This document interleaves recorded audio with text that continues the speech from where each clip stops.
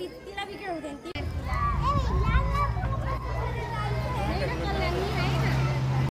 अरे बापरे लगेच एवढी हे बघ जेव्हा मी कसं सर पट्टा पट्टा पट्टा पट्टा पट्टा पट्टा पट्टा पट्टा पट्टा पट्टा पुढे गावाला गेली मा पट्टा पट्टा पट्टा इकडे. आजोबा हे नातवाचा पहिला मित्र आणि नातू हा आजोबाचा शेवटचा मित्र.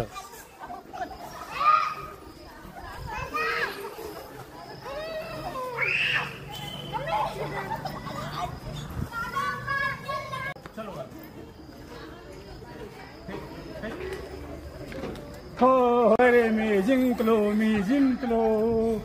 हो हो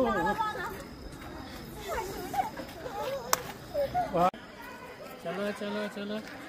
अरे वा वा वा आता साठून चालला.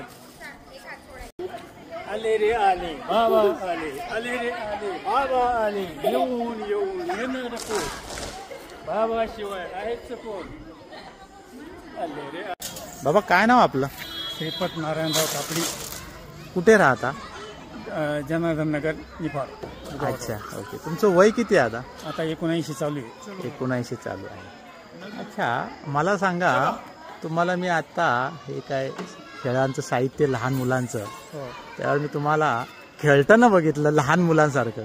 काय सांगाल तुम्ही याबद्दल? हे बघा, ज्येष्ठ म्हटल्यानंतर मनुष्य या वयामध्ये सारखा आजारी असतो. पण माझं एक गोष्ट असे, मी कुठे लहान मुलं असो, लहान मुलासारखं होईल, महिलांमध्ये महिलासारखं होईल, ज्येष्ठामध्ये ज्येष्ठासारखं होईल, विचारवंतामध्ये विचाराच्या कपॅसिटी बसेल. मी कुठेही ॲडजस्ट होऊ शकतो. केवळ फक्त आपल्यात जे गुण आहेत ते कोणतरी उचलावे, त्याचा आदर्श घ्यावा असं. आता मी तुम्हाला एक सांगतो, तुम्हाला कदाचित माहीत नसेल, मी 24 तास दारू पिणारा, 24 तास 1 मिनिट सुद्धा राहू शकत नव्हतो. परंतु पांडुरंग शास्त्री आठवले त्यांचा स्वाध्याय परिवार, त्यांना जॉईन झाल्यामुळे जवळजवळ 30-35 वर्षापासून मी थेंब सुद्धा स्पर्श करत नाही. निफाडमध्ये मी जवळजवळ निफाड परिसरात आणि निफाड गावात मी 7 वर्ष अध्यक्ष आहे. निफाड त्या माझ्या कार्यकिर्दीमध्ये ज्येष्ठांचे जेवढे असतील त्यांना मी माझ्यासोबत घेऊन अनेक तीर्थयात्रा केल्या, पर्यटन स्थळे केली, संपूर्ण धरणं जे आहे ते ज्येष्ठांना दाखवले. कारण नुसतं धार्मिक म्हणून चालत नाही, धर्म कितीपर्यंत मंजूर असावं किंवा देव कुठे ठेवावं हे लक्षात आलं. आणि मी लक्षात आल्यानंतर असं वाटलं की समाजात मिसळताना लहान मुलासारखं, ज्येष्ठासारखं, तरुण मुलासारखं, स्त्रियांमध्ये किंवा बालकामध्ये बसल्यानंतर ते. आणि त्यामुळे मला ते, आणि कुठलेही नाही, कोणी म्हणतं ना, अहो बाबा सायकल खेळाता, अहो बाबा आमकं खेळाता, अहो बाबा सोडून द्या. तुम्ही जे आहात, तुम्ही पहिले पदावर होतात, आता तुम्हाला असं वाटतं लोकांत कसं मिसळायचं. संपला विषय. कारण हे ट्यूबलाईट आपण किती लाईट दिली हे संपलं. आता हे आपलं बल्ब उडालेले. त्यामुळे कुठे जे असेल चांगलं असे 2 शब्द बोला ना, फक्त 2 शब्द. कारण ते मला 1965 साली अराउंड द वर्ल्ड हा राज कपूरचा पिक्चर मला भावला. 1965 साली मी BYK कॉलेजला होतो नाशिकला. त्यावेळेला अराउंड द वर्ल्ड इन $8, $8 संपूर्ण जग फिरला राज कपूर. तेव्हा ते माझ्या लक्षात आलं, अरे समाजात मिसळल्यामुळे समाज खूप मान देतो, खूप त्याचं फक्त त्याला रिस्पेक्ट द्या. कुठलाही माणूस हे वाईट नसतो, त्याला जर आपण रिस्पेक्ट दिलं, त्याच्याशी गोड बोललं तर काही फरक पडत नाही. परंतु लोकांना असं वाटलं मी अधिकारी होतो, मी आमकं होतो, मी PSI होतो, मी IPI होतो, मी कलेक्टर होतो. सोडून त्या विषय लहान मुळात खेळत होतो. म्हणून तुम्हाला वाटलं की हे काका कोण आणि काय आज चाललं यांचं, तर तुम्ही म्हटले. मला बरं वाटलं बा, अत्यंत चांगलं वाटलं. आणि हेच खरं. आता मला एकही औषधाची गोळी नाही, एकही नाही. अच्छा.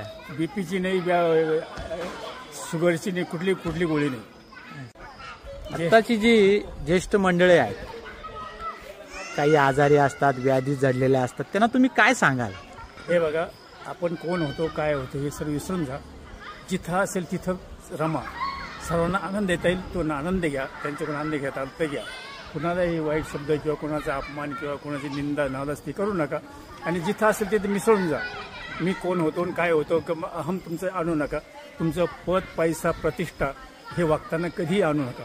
तुम्हाला आनंदी जगायचं असेल तर फक्त एकच सूत्र, तुमचे पद पैसा हे जर तुम्ही म्हटले की लोक काय म्हणतील लोक जगू देत पायी चालू देत नाही, घोड्यावर चालू देत नाही, घोडा डोक्यावर घेतलं तरी चालू देत नाही. म्हणून लोकांचं विसरून जा, जग काय म्हणेल म्हणून मी सांगतो की कुठलाही हा टास्क करू नका, आहे त्या परिस्थितीत जागा.